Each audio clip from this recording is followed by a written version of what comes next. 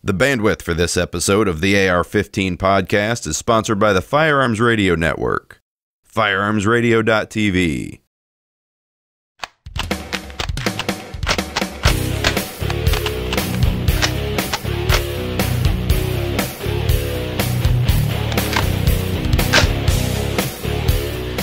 Welcome to episode 121 of the AR-15 podcast. I'm your host, Anthony Hardy, and with me tonight is my ever-faithful co-host, J.W. Ramp. This is the podcast about your favorite black rifle. This show is for you, whether you're building your first AR or you've been building ARs for years. There's something we can all do to take our black rifle to the next level. What's up, JW? Hey. I haven't been traveling quite so much as you, but been hitting the range and having some good range times. Yeah. I saw some pictures, man. Yeah, you've been getting out and then pulling the trigger some, huh? I'm jealous.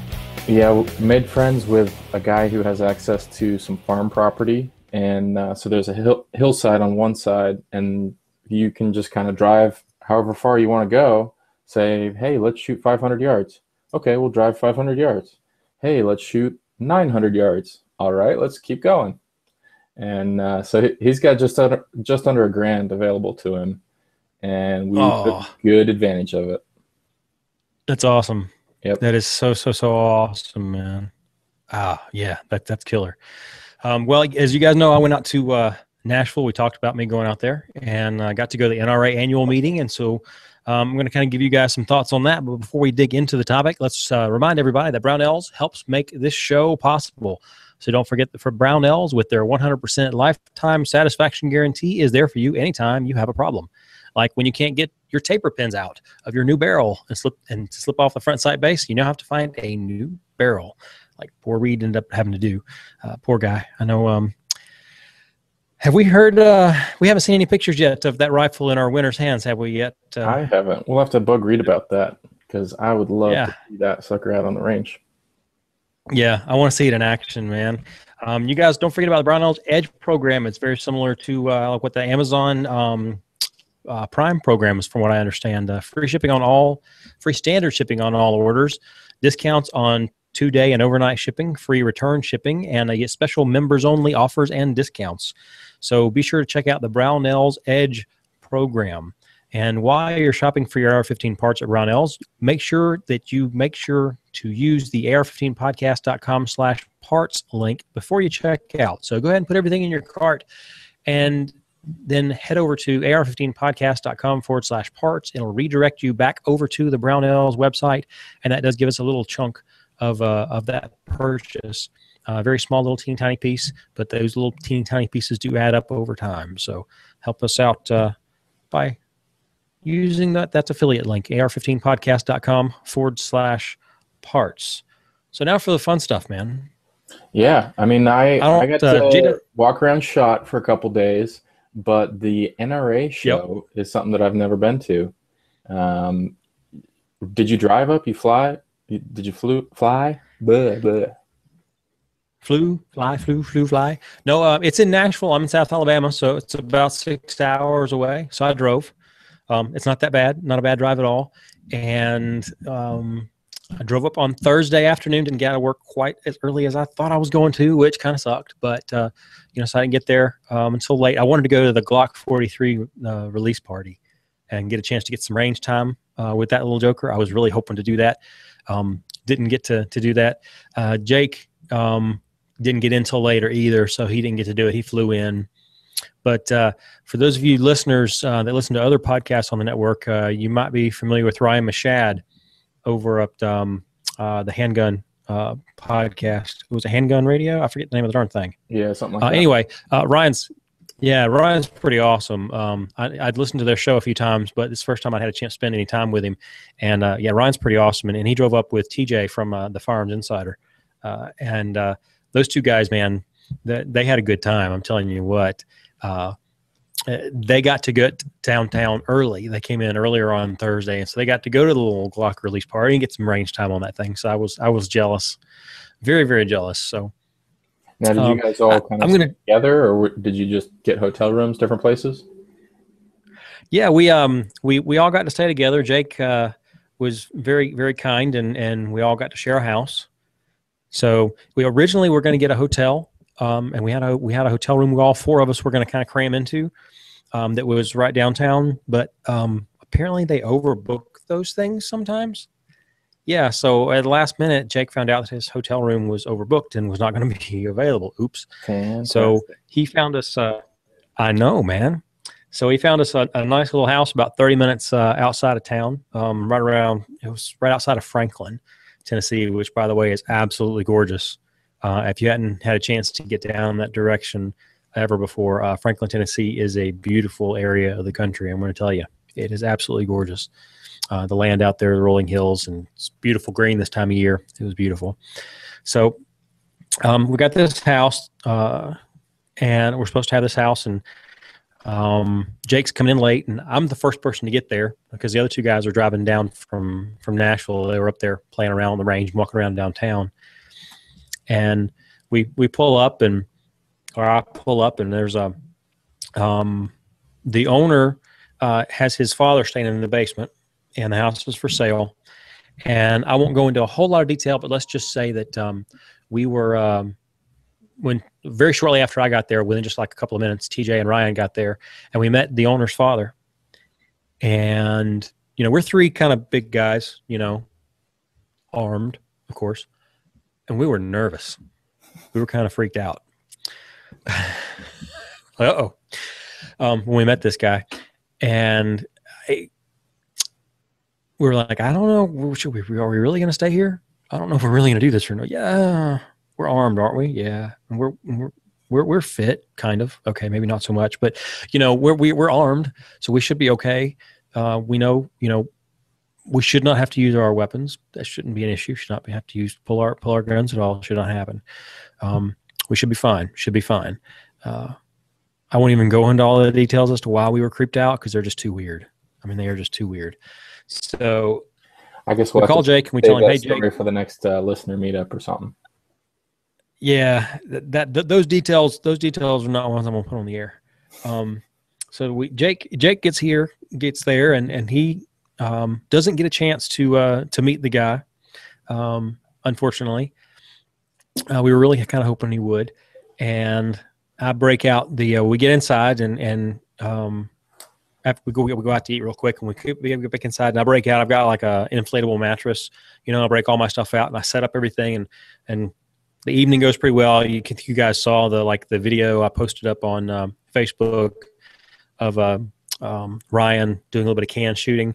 TJ had brought down some of his it was a laser light, had gotten him a couple of those cans, and he had a little laser light pistol, and he was shooting the cans over. That was kind of fun. So morning comes, and we get up, we start getting dressed, and the guys look over at me, and they're like, what are you doing? Like, what do you mean, what am I doing? You're packing everything up. I'm like, yeah. What are you doing with your stuff? Are you leaving? You going home? Are you staffers? You're going to the show? What are you doing? I'm putting everything back in the truck, I said. Like, well, why? You're not going to leave your stuff here? I was like, no. Okay. So I put all my stuff back in the truck. They're like, okay, so who's driving? And TJ says, I'll drive. That's no problem. And Jake's, he's got all his business, Amazon business and stuff going. So he's gonna stick around the house for a little bit so he can take care of his customer service issues. He's gonna be a little bit later than us, about 30, 45 minutes later than us leaving. And he says, TJ says, I'll drive. Okay, that's fine, but I'm driving. I said, no, what? You don't have to drive. I can drive. I said, I'm going to drive my truck. That's why.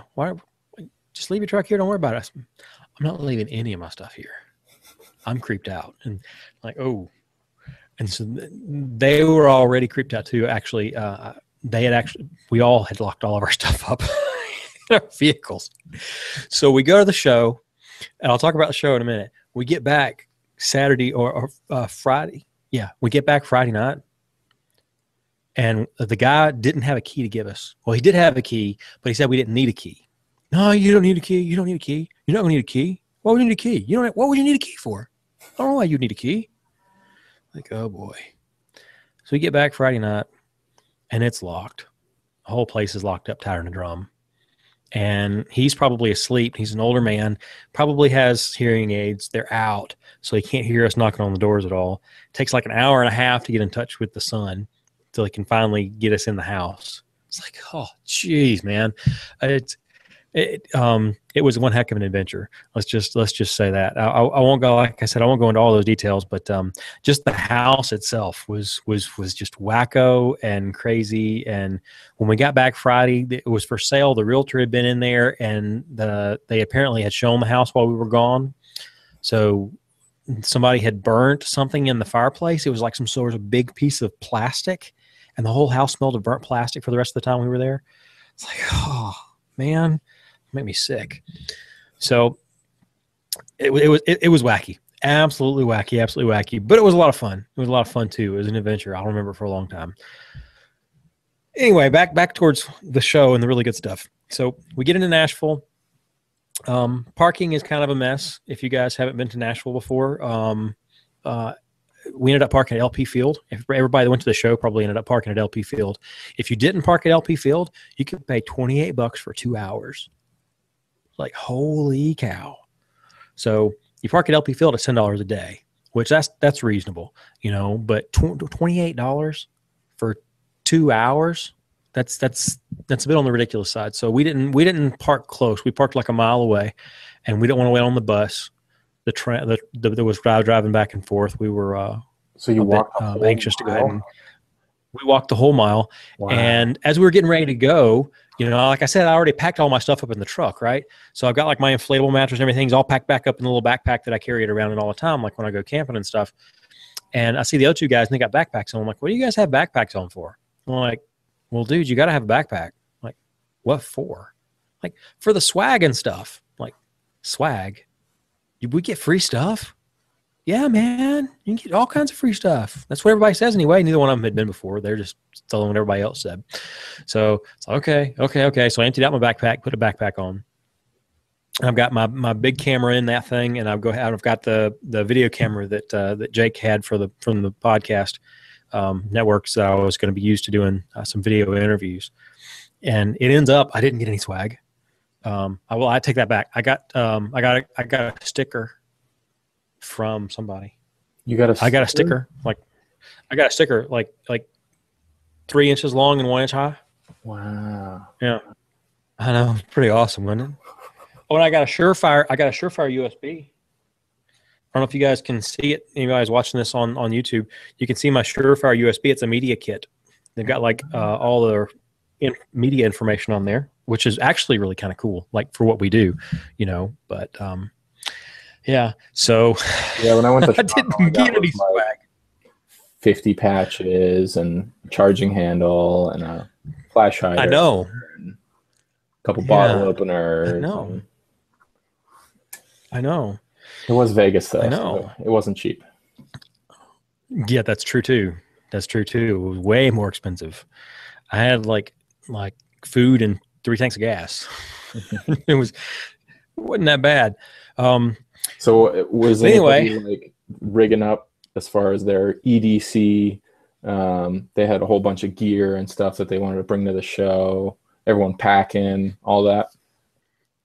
Yeah. So like, you know, of course, Jake was coming in from Illinois, so he came through Chicago, so he didn't bring anything. He just didn't want to have to deal with it. And Ryan lives in Maine, and he came through New York. And so he's like, I'm not going to bring anything either. But TJ lives in Louisiana, so he's like, TJ brought some extras. So everybody was covered, which was nice. So we were all covered for the event, and it was really cool. There was, and I don't know enough about handguns to be honest, but I just know TJ and Ryan were like just geeking out big time with some of the people that they were running into, man. Grant Cunningham, we went to dinner with Grant Cunningham Friday night, and that dude he's a pistol guy. He's amazing, and he's got some most awesome stories, man. That was an awesome dinner. And you know, we got to meet Paul, and I hate that I can't remember Paul's last name, because at this point I should know Paul's last name. But he's another pistol guy. I'm hanging out with 2 pistol guys. I mean, I'm the AR-15 podcast guy. I'm with 2 pistol guys like all day most of the time. So I met a lot of pistol people, learned a lot of pistol stuff. So that was a lot of fun. Our media credentials, we had a little adventure with that. If you guys can see, we've got the blue now.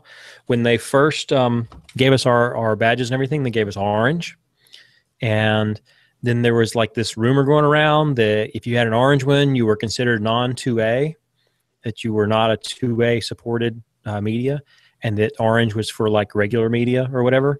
And we're all, including Jake and everybody, we're all like wearing orange. Like that was the rumor. And so we go in there and we ask them, like, is that true? And they're like, no. It has nothing to do with 2A, non-2A, not 2A. Please dispel that rumor. It has nothing to do with that whatsoever.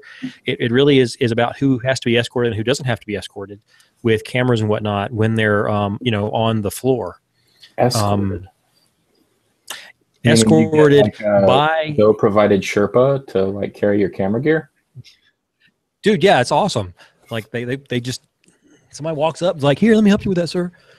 No, I wish. Man, I humped Friday and Saturday between the 2 days, 16 miles. Nice. That was a lot of walking. Yeah, a lot of walking. But no, it ends up, when they first did it, see, I didn't get my badge changed out to start off with, and TJ got his changed out to start off with. TJ did. So he's got a blue one and I've got an orange one. And we both are carrying our cameras. And when we go to walk in after lunch on Friday, the lady stops us. The guard stops us at the entrance and goes, excuse me, you're going to have to be escorted. And then we turn around and she sees one of us has a blue badge. We didn't know that at the time, but that's what it was. One of us had a blue badge. Oh, you're okay going in. So as long as you got somebody with a blue badge with you, you're okay.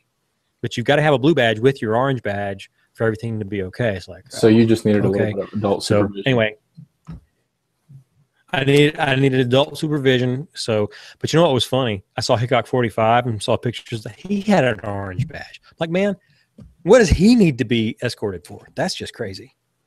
That's just crazy. But anyway, I did go back and I asked for myself, and they gave me a blue badge. So nice. That was cool.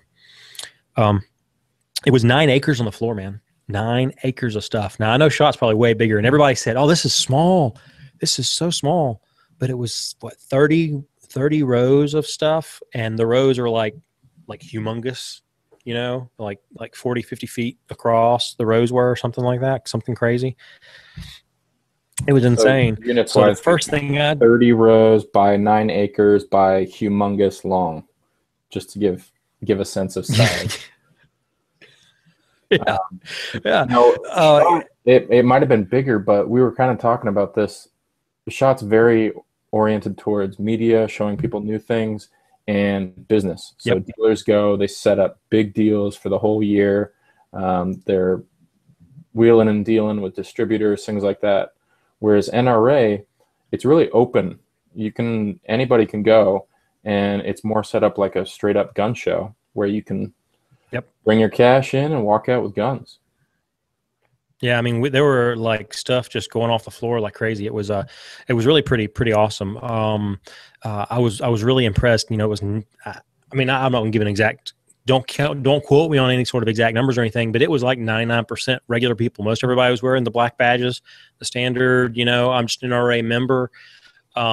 Outside was music going nonstop, just constantly. They had like a stage set up right outside. There was food all over the place. $3 Snickers bars. $3 Snickers. It was it's a convention. Everything's expensive, but huge like booths. I mean, you guys will see some of the pictures that I've already posted. I've got some more. I'm going to try to get out today and over the next few days. Like the Bushmaster booth, the SIG booth. Some of these booths are just humongous. I mean, I've never seen anything that large before. It was so awesome, but just the fact that it was just just about everybody was just regular people. It wasn't just a ton of media. It wasn't press all the time. So when you walked up, it was just a regular you and me asking questions. You and me, I guess I'm media technically, but I don't feel like I'm media because I don't know enough. But it was really, really, really a lot of fun to be able to walk up to guys and say, "Hey, what can you tell me about this rifle?" And I'm not there to like interview you. I'm there to find out for myself. In some cases, you know, sometimes I'm there like with the camera and I want to do a spot and I want to get something on camera. I want to get something on film or on audio to bring back to the podcast. Other times it's, oh, wow, man, this Bushmaster 3-gun rifle is freaking cool. Tell me about this thing. And it's and not the dude just stands there for like 10 minutes. Joe gun shop owner telling you about his gun. It's the guy whose name is on the rifle. Yeah, man. It's like when we walked up into Magpul, and TJ was with me, and he wanted to get a piece on the new. If you guys haven't seen it, it's really cool. I've got some pictures. TJ will probably post them, and I'll probably post them too, of the new Ruger 1022 stock that Magpul has out, a full Ruger 1022 stock, and and we walked up to look at that, and we did a little video, a piece of that, and the guy that's standing there, what's your name and what's your title? And he said, oh, he's a designer. And said, so what's your relationship with the stock? Oh, I designed it. He's the dude who actually designed the stock. I'm like, wow, that's cool. Yeah, that was. So we got to ask him all about the design and like, up with it and stuff. They just had guys manning each part of their booth that straight up made the product, and so they were full of information. Yeah, sometimes it can be interesting. Sometimes it'd be nice to just have like the booth babe showing off the guns. Having the designers on the floor actually tell you about the process that goes into where these products come from might lead to a little better content for our listeners. Oh yeah, no doubt about it. No doubt about it. And then sometimes it can be really interesting. I won't name the name of the company. We'll just call it Product X. Okay. TJ said he went up to this Product X company and wanted them to show this product and said, so can you show me Product X? And the guy says, sure.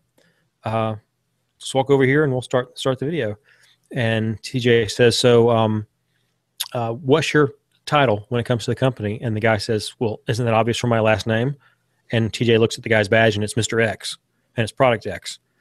It's like, well, yeah, I guess you could be president, you could be CEO, you could be owner, and if somebody else is president, you could be the designer, you could be anything. I mean, he didn't say that to the guy. He was very polite about it and said, oh, I'm sorry, sir, and just went right on with the thing. And said, well, what can you tell us about Product X? Well, it's big and it holds stuff.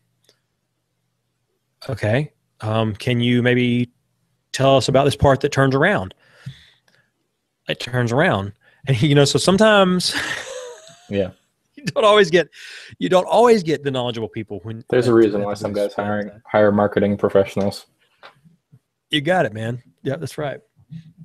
All right, so on to the actual booths and stuff. Before we go there, I just wanted, like, what's the distinction that makes this like the NRA show? Are they doing like member voting or seminars, or I guess guys have been in the media lately as far as politicians that are giving speeches and stuff. How does that all connect to the gun show?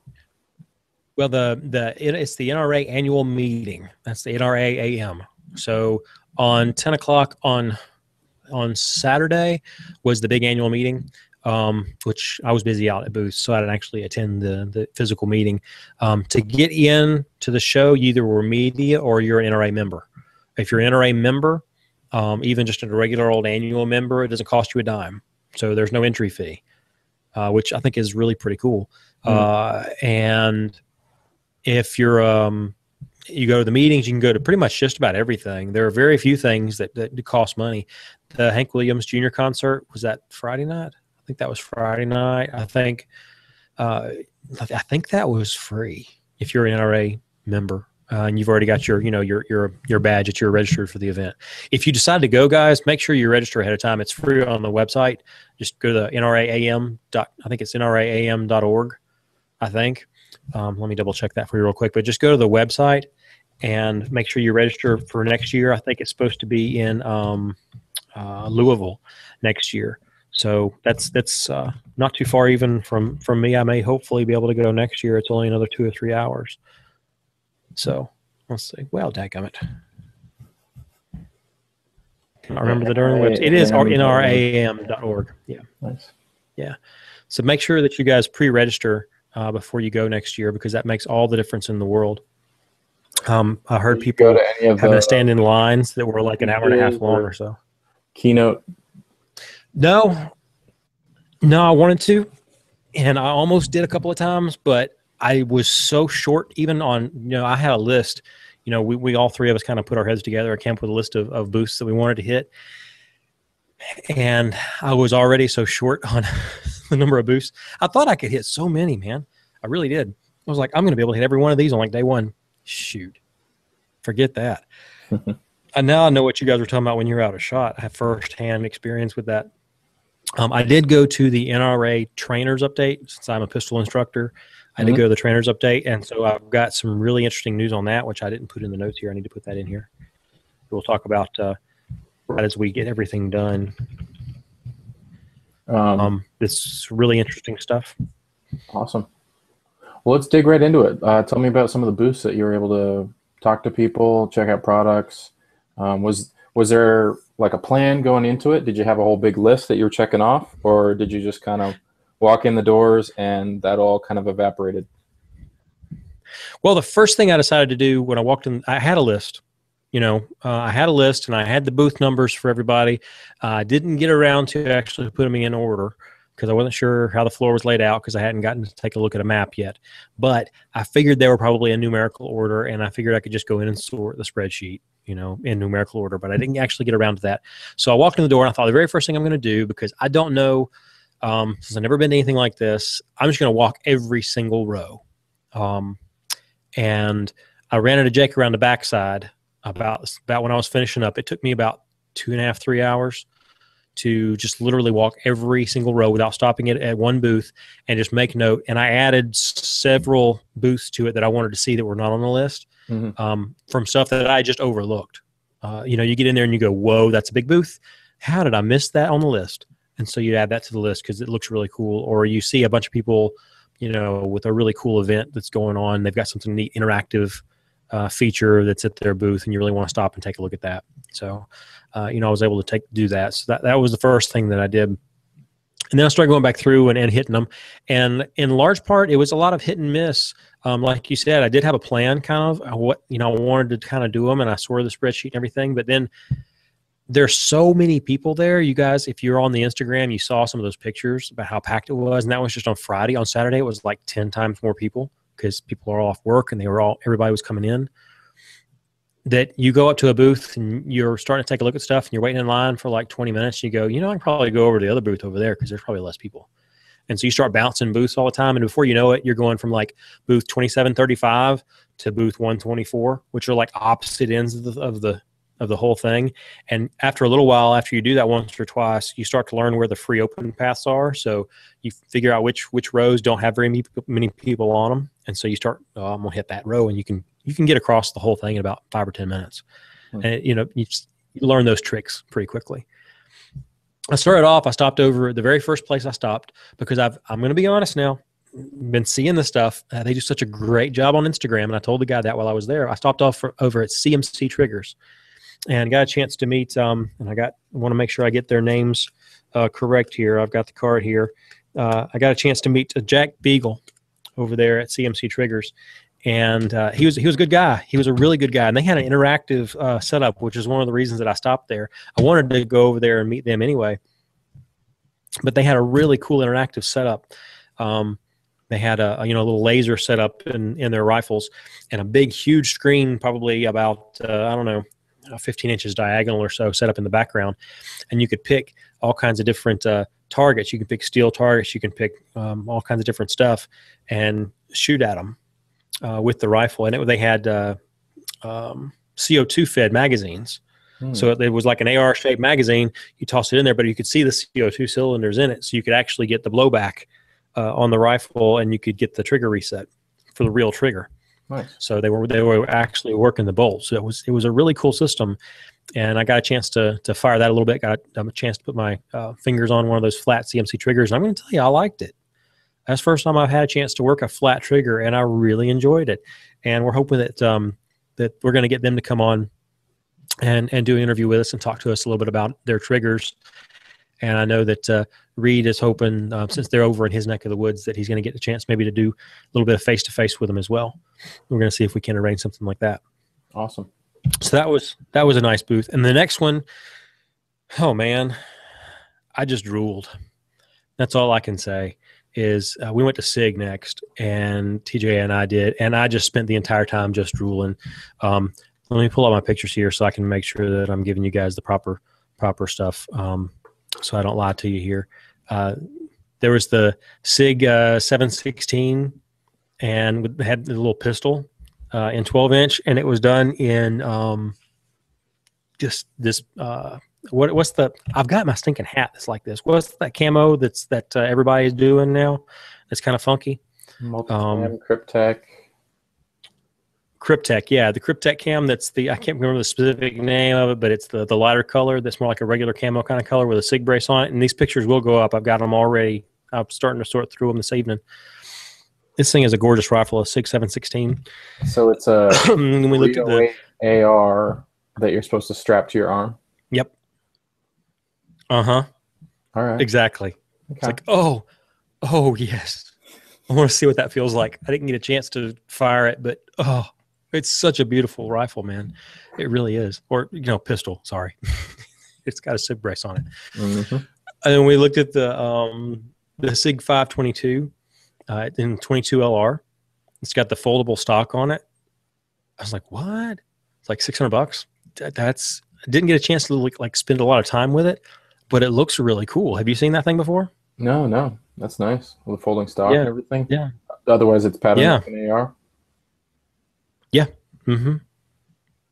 It looks really cool. I mean, it's not exactly like an AR, but it's similar. It's more probably along the lines of I don't know.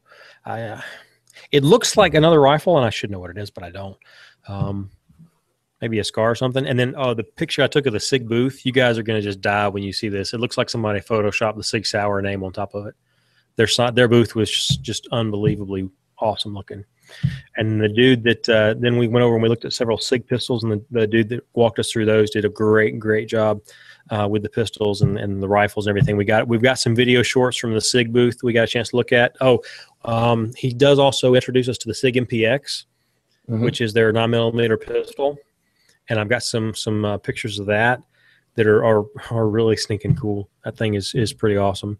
And I got several more pictures from the SIG booth that I think you guys will very much enjoy. So that the SIG booth was absolutely a blast. I'm just going to tell you, we enjoyed that about, so much. Kind of the life of the arm brace and how things have been going lately with the ATF. There were a lot of things there they were kind of closed-mouthed about. They're like, well, there's not a lot we can say right now. We can say we're working on it. We can say that legal is dealing with some things, and that's about all they could really say. So I'm hoping that we'll hear some more stuff from them sometime soon. But technically right now it's still legal as long as you don't shoulder it. So I think that's where they stand on that. Now, one of the cool things that I saw at SIG that I thought was really amazing was on their rifle. If I remember correctly, this was on the SIG rifle. Yeah, it was that they had some of the new features on the new rifle, and you guys will see this in the video short. I'm gonna try to get this out in the next day or so. Is the button that's at the base of the handguard? You've got a button there, and then the handguard will just come off. It's like a one push button, and the whole handguard just comes right off. And then there's like two set screws, not set screws, but two Allen screws, and the barrel comes out. So it's like a quick detach, not a quick detach compared to normal, I guess, for the barrel system. So it was really pretty freaking cool. Nice. I really thought that was pretty awesome. And he actually demonstrates pulling the handguard off, like in the video. He's like, pop. I was like, what? That's awesome. We went over to the Magpul booth, and you guys will see the 1022 stock video over there. It'll either come out on our page or over at Firearms Insider. That was really awesome. Magpul you'll see the pictures of this. They had this huge bus there. You've probably seen some of those before, the Magpul bus. That's really just killer. And their booth was just humongous. I got a chance to try out several different stocks, and I can't remember. I've got notes of it in my phone as to which stock I really liked. I've got to pick between that and the Daniel Defense stock. So I've realized why I'm having such a hard time with cheek weld, and my stock is the regular standard mil spec stock, and it's this little teeny tiny narrow thing, and it's got the little bit wider margin on the Magpul stocks that I was trying, and on that Daniel Defense stock. Oh man, it just made all the difference in the world. That Daniel Defense stock, though, getting ahead of myself. We'll get to that one in just a minute. We got some wonderful pictures from North American Arms. I know that's pistol stuff. Again, I was with TJ. They've got some great new little products. TJ will be doing a whole lot of work with those, and you'll see a bunch of stuff coming out on Firearms Insider over there. But I'll post some of those pictures just in our album that I'm going to get some stuff up on here in just a little while. It's really awesome. Now, Daniel Defense, I got to personally finally meet Marty Daniel. I know you guys have seen the interview that Reed did with him a while back. One very stand-up guy, very quality man. One of the things that they're doing, I mentioned this before, that I went to the NRA Trainers Update. They're doing the America's Rifle Challenge. They're sponsoring that with the NRA. And America's Rifle Challenge is their instead of, I always was hoping that they were going to do an MSR course and that we were going to get an MSR certification as an instructor. But as of right now, they're not doing that. They're doing the America's Rifle Challenge. And that, what it is, it's an event that you can have. You don't have to be an instructor to do the event. You go onto their website, the America's Rifle Challenge website. You can just Google that. I think it's arc.nra.org. And you can register your event, and people can sign up on that website, on the America's Rifle Challenge website, and come to your event. And they have it all laid out for you, how it's supposed to work. And it's a course of fire, basically, and you compete against yourself. So you compete to get better through the course of the event. And you shoot from standing, sitting, and prone. You shoot behind barricades. You don't shoot moving, but you do shoot from multiple positions. You shoot multiple distances at multiple different kinds of targets: paper, steel, etc. So it's a very interesting course of fire. It's a new kind of thing, and it kind of combines a few things together. So I think it does sound kind of interesting, and I'm kind of looking forward to getting to participate in one of those, hopefully sometime in the future. And I think it will drive some interest, because one of the things they talked about, like Mr. Daniel said, we got and we talked to the owners of our rifles, like, oh, we love your rifles, man. They're so awesome. It's like, great. Well, when's the last time you used it? 6 months ago. I only pulled it out like 2 times a year. Mm-hmm. We've got all these MSRs out there, but there's not getting used that much. So, and they've also said that, the ARC, the ARC course, can be used not just for that kind of thing, not just for the course of fire kind of event, but a lot of people are kind of putting a twist on it. A lot of ranges are, and they'll do an ARC on Friday, and then they'll do a modified ARC on Saturday where it's a competition course. So you're competing against each other on Saturday. So, you kind of get it's like an intro on Friday, and then on Saturday you do a competition against each other. So give big, huge props to Magpul for sponsoring the ARC. Huge props to NRA for pulling this out, because you have to use either an AR, an AK, or something of a similar nature, like a Mini 14 or something along those lines with a removable magazine in order to compete. So they're really trying to push those rifles into use for recreational use, as well as people learning how to use them and continuing to be safe with them and getting them out there and be used. So I'm really happy about that. Yeah, it seems like when we're talking 3-gun guys, it's real obvious that there's a sporting purpose for these sorts of rifles.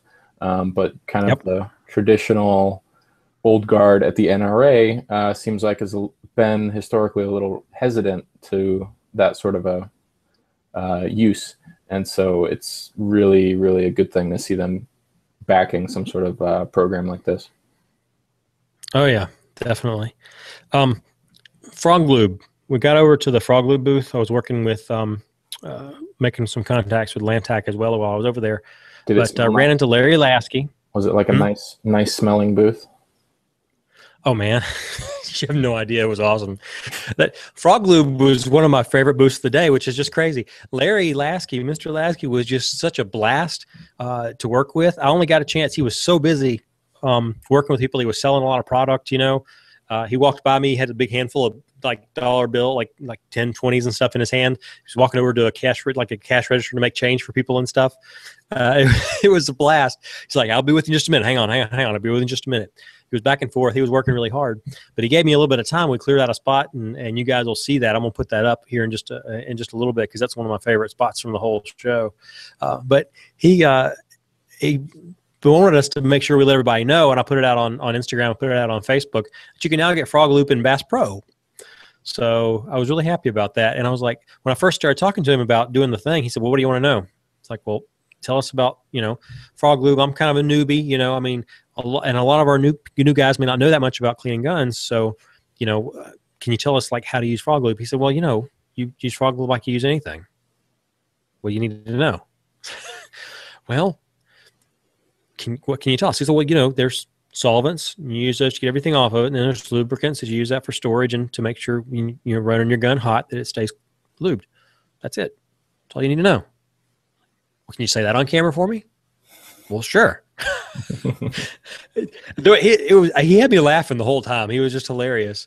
So it was a really great interview. I enjoyed that quite a bit. And I won't mention the other name on air, but he said, yeah, you can get our stuff in Bass Pro, which was great. And I said, yeah, we definitely want you to put that on air because he'd only found that out the day before, which is great. So you guys make sure if you're in Bass Pro, take a look at your frog lube stuff. He said, of course, you can get it over at Brownells and at the other M store that we don't really talk too much about on this podcast. And I said, well, we're sponsored by Brownells. So, when you say it, you can go Brownells and then, and so in the video, he actually does that. You can get it at Bass Pro, you can get it at Brownells, and then, it's pretty awesome. So he's a great character. We had a lot of fun with him. Got a chance to do Surefire, and I went over there, and while we were waiting on all the guys to come down, they wanted to get their tech guy down. They wanted to get their marketing guy down to talk to us, which was awesome. And they gave us the media kit, which, by the way, is fabulous. They got some great pictures on there. We'll share those with you guys. I'm looking at lights. Of course, that's what I know. Surefire lights. Reed said, "Go look at their suppressors." I'm like, all right, go look. Surefire makes suppressors. What? Okay. And dude, they've got a suppressor for 300 blackout. Dude, it's unbelievable. Y'all are really going to dig that. We've got some really good video footage on that one. Make sure you check that out. Their suppressors were killer. I know their lights are awesome. We all know their lights are awesome and whatnot, but their suppressor was awesome. Do you have any? Have you had a chance to put your hands on any of those, JW? Some of my buddies that are military background, that's what they use all the time. And yeah, between those and the Knights cans, those are kind of the gold standards for the guys that use them for work. I saw that Surefire just came out with one of those blast baffle sort of redirector things. And it looks just like one of their cans. It's just real short. And that looks pretty sweet. If you've already got your gun set up for Surefire brakes and everything, it's a pretty slick little blast director. Yeah, it's when they were talking about user serviceable 9mm. Like you can take it apart and clean it. I was like, what? I mean, I know. I probably should have known all this stuff before, guys, but I'm the newbie, so I get to ask the stupid questions. Like, really? You can do that? So it was really cool. Got over to the CMMG booth, and the big thing looked at over the CMMG booth was the Mark 47. Their monster over there. That's the mix between. Yeah, the Mutant. It's the mix between the AK and the AR, which that was awesome. And we've got some bloopers from that. If I'm going to ask permission before I post them, so I won't talk about the specifics of it here. But they were awesome. So that was really an interesting interview as well. Bloopers on my part as well as on our interviewee's part. It was a lot of fun. Let's just put it that way. And not to mention it was a great interview. He did a really awesome job. And I got a chance to go over to Vortex. I made sure that I got a chance to go over to Vortex and got a chance to talk to a really cool dude over there who shoots like 35, 40 matches a year, who's one of the Vortex guys. And I got to put my hands on the Strike Eagle. Have you had a chance to put your hands on one yet? I was just like focused on interviewing the guy, and I really didn't look through it much. So tell me about it. Oh, so I got a chance to look through it, and sitting right above it was what's the other 1-6? Is it the Viper? Is that right? Razor Gen 2 or whatever. Yeah, it's the other 1-6, the more expensive one. That's like the gold standard for 3 gunners or whatever. Yeah, exactly. Versus the $400, $330 or whatever street price that the Strike Eagle is. I could not tell. Okay, I'm not gonna lie. I could tell a difference in the glass. I could tell a little bit of a difference in the glass. But not a huge difference. I like the reticle better in the more expensive one. It's a single dot in the middle, and then I don't know if it's mil dot or what. I'm not even going to pretend to understand that stuff yet. it's still beyond my understanding.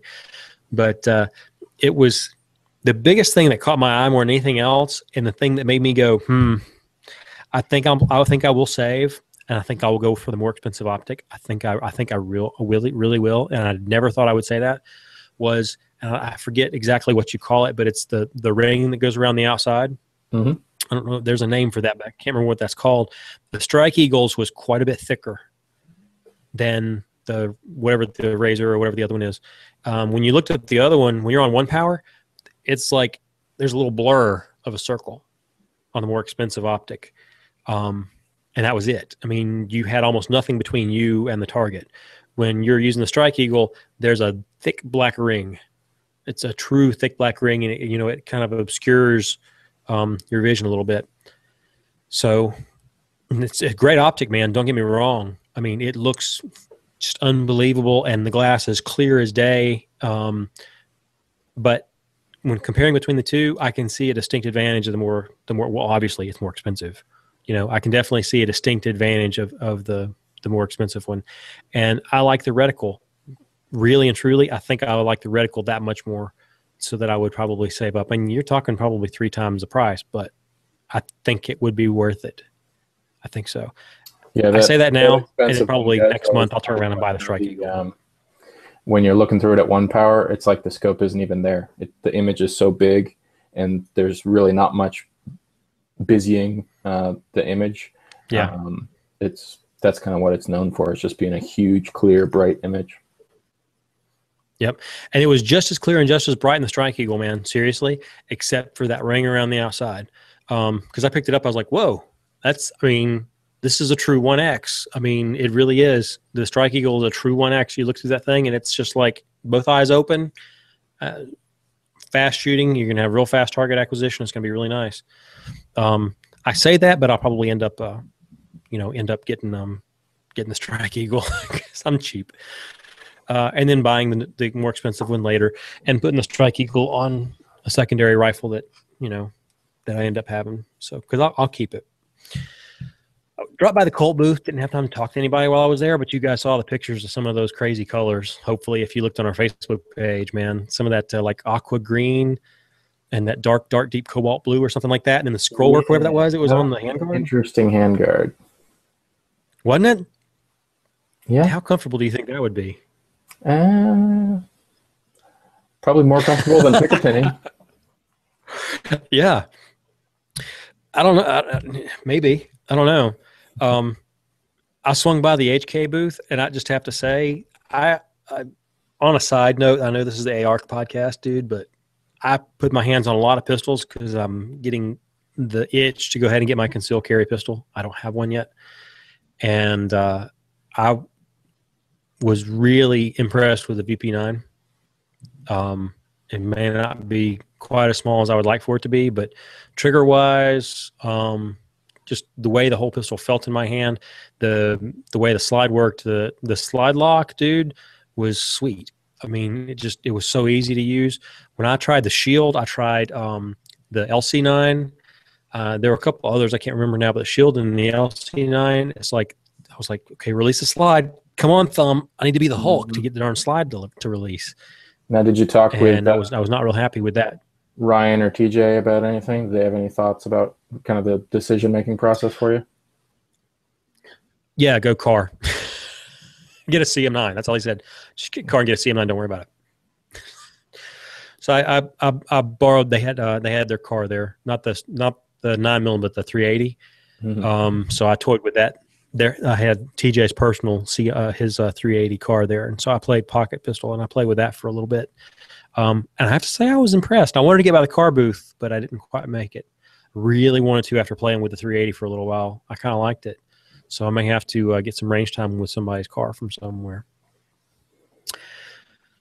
And then the last thing I'll talk about, I looked at all kinds of stuff all over the place, all kinds of things I wanted to get to do that I can get to do, and all kinds of stuff that we really don't have enough time to talk about today, or it's just not interesting enough to. But I did get to swing by the F&H booth just for a couple minutes and take a look. And, dude, it was packed.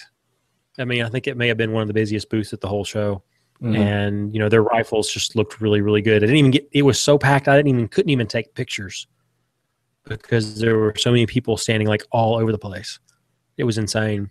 Now, we just had them on the show, and I know that they kind of told us about all their specific lines that they've been bringing to market, but also this whole military clone line.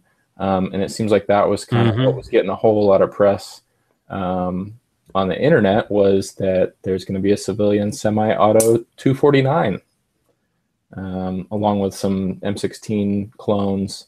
I don't know, what else do they have? Do they have like an M4A1 or something like that? Oh, I don't remember now, to be honest.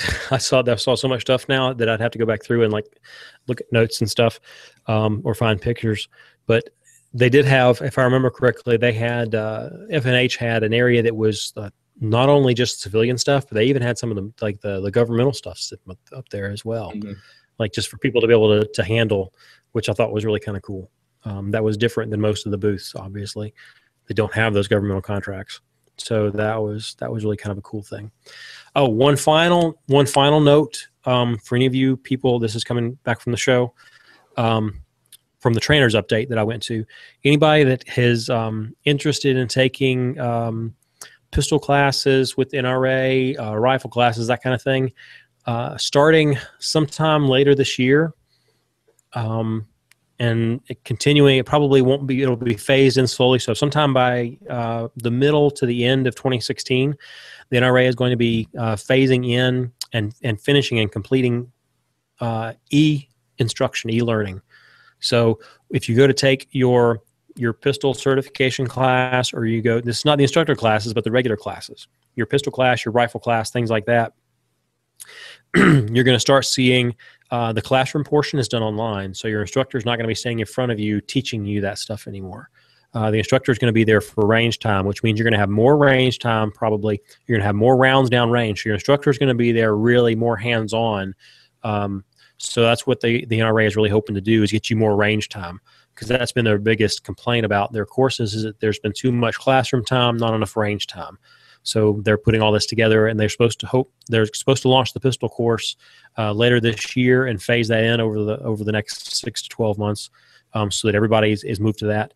And there will not be a regular option. That's what we were told, as there will not be an option for a regular in-class teaching. Everything will be an e-learning class. So if you are don't want that, and you do want to get that pistol class from the NRA, go ahead and take it sometime between now and the end of the year. Preferably between now and, like, say, September, October.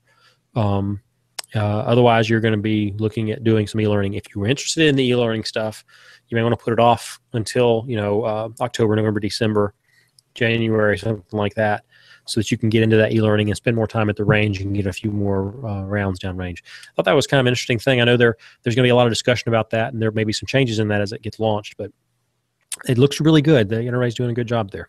They're really working hard to bring their training offerings up into the 21st century. I'm really happy. Overall, the show was awesome, man. Dude, I want to go back. I didn't want to leave. I know I still have a ton of content from SHOT, and a combination of laziness and life have kind of delayed some of the release of that content. What's your game plan as far as how you're going to be putting stuff up? Are people going to be able to hear it on the regular show, or are you going to throw things up on our YouTube channel, or what's the plan? Well, I'm going to be getting most of the pictures up over the next couple of days. I'm going to just put an NRA album up there, and I'm just going to keep sticking the pictures in there as I go through and make sure I've got them, named correctly and whatnot, and then stick stuff up. And I'll stick stuff up on Instagram over the next week or two. The videos, I'm probably going to take probably the frog glue video tonight, toss it in there in the editor, and get it rendering this evening. And then I'm going to try really hard over the next week to get one video every couple of days. I only have like 5 or 6, so it's not that many. I don't have as much content as you did. So I'm going to try to push those videos out. And most of mine are short. They're only like a minute, 2 minutes, 3 minutes long at the absolute most. Most of them don't need any editing whatsoever. So it's just, go in, chop maybe the ums and uhs at the very beginning, and chop the end, toss it in with the graphic stuff, and render it and get it gone. Great. So I'm hoping that I get most of them done over the next week or two. So that's the plan. Awesome. You guys should be looking for that. I will be posting whenever they come out on YouTube. I'll be posting them up on all of our social media. So make sure you keep a track of those. Cool. And some bloopers. Yeah, of course. Well, great. We have something that we've been doing here the last few weeks because the fine folks at Otis Technology sent us over a mountain of rifle maintenance tools and cleaning kits for both the AR-15 and the AR-10. And they've tasked us with giving them away. We're going to have some special posts show up on Facebook and Instagram. Those have been going out on a regular basis. And that's where you can have your chance to win some of these awesome products. We'll give away a complete MSR cleaning kit in either 5.56 or 7.62 in the middle of each month up until Christmas. And then we're going to give away a whole package. The full Otis Elite cleaning system is going to go to one lucky listener. So during the alternating weeks, we're going to be giving away a host of tools and cleaning supplies. Is this one of those weeks, Anthony?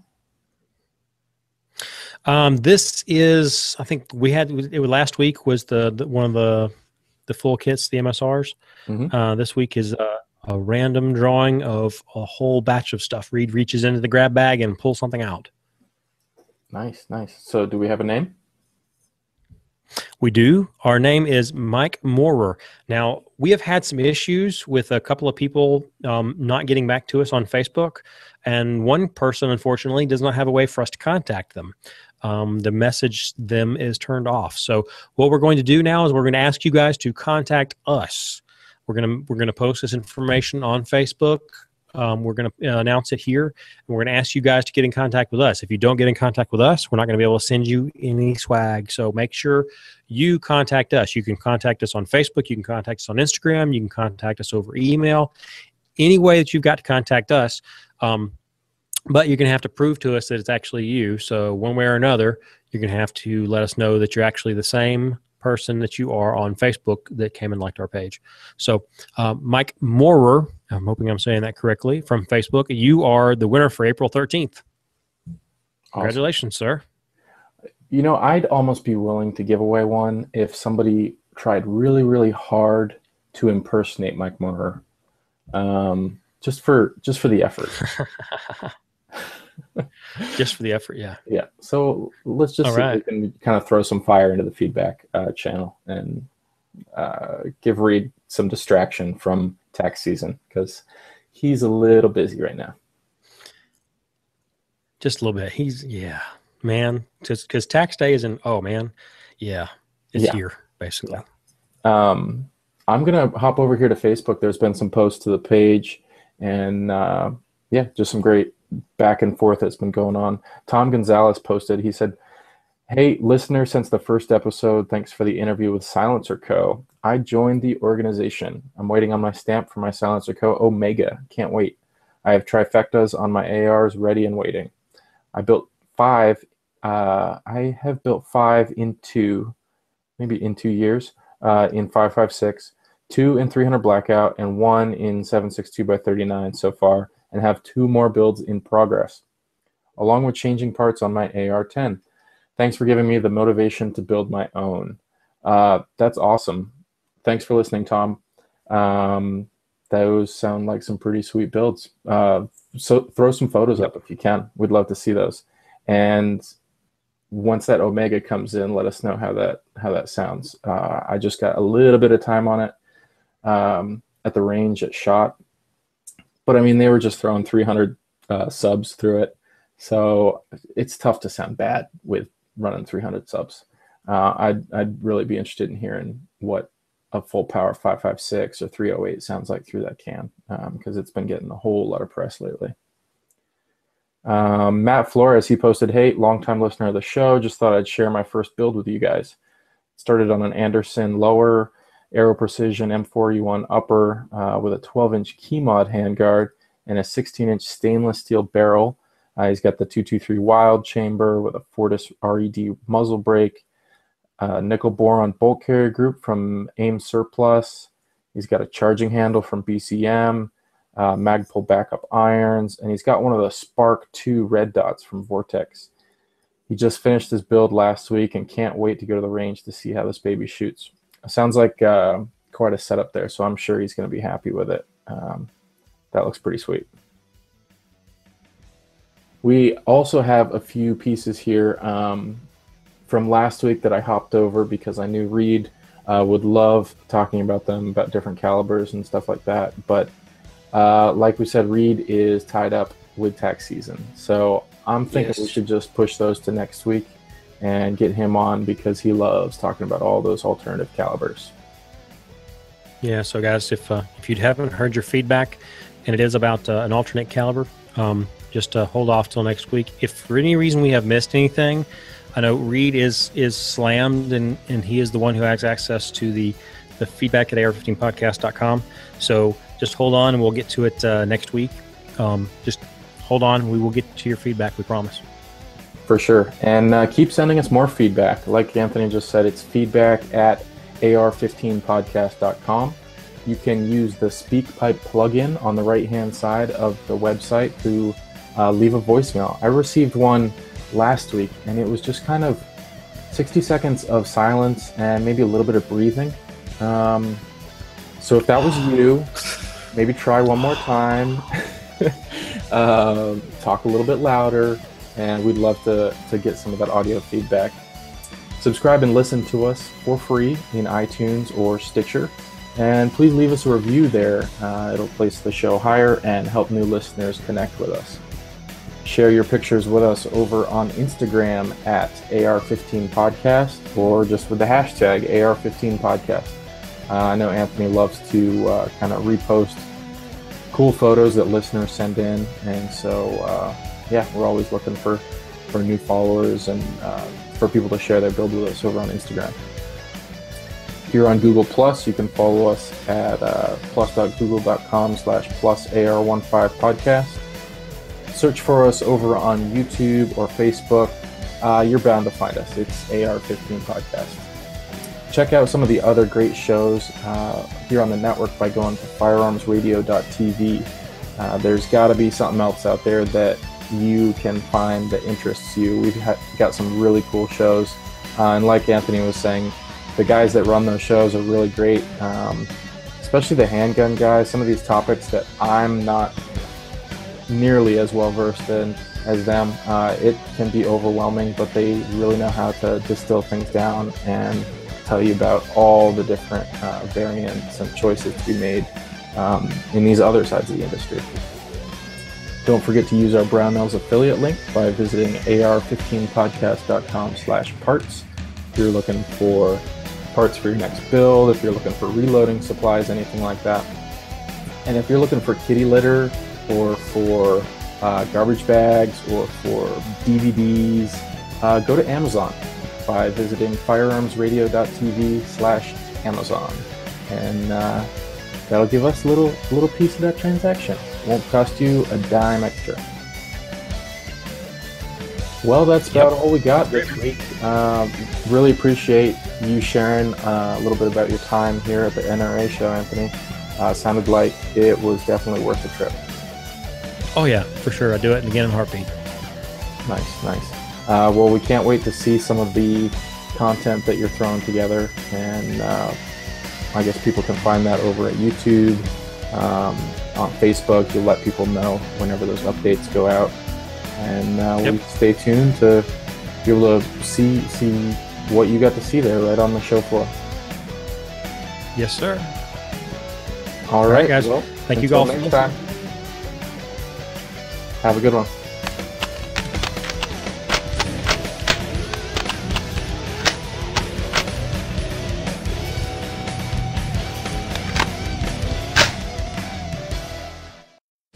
This has been a production of the Firearms Radio Network. You can find more information at firearmsradio.tv.